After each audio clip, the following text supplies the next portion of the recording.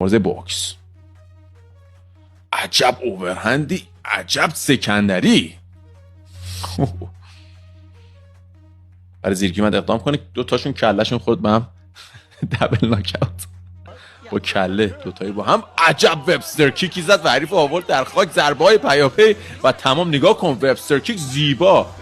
فرانت فلیپ کیک هم بهش میگن ولی وبستر کیک درستش چه ضربه زد. وبستر کیک البته با پا هم بیای زمین، اینا با باسن میخورن زمین.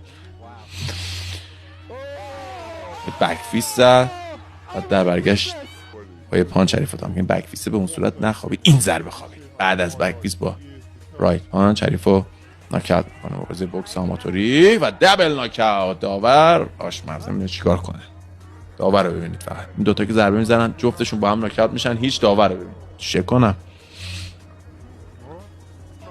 داره میشموره واسه جفتشون. و اینجا یکی که زیبا به صورت میزنه که حریف رو ناکاوت میکنه. بانگ. چقدر زیبا. واقعا سخته با این کیک زدن بتونی حریف رو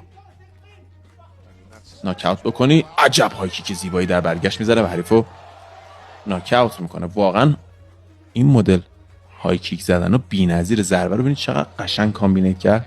عرق پاچید از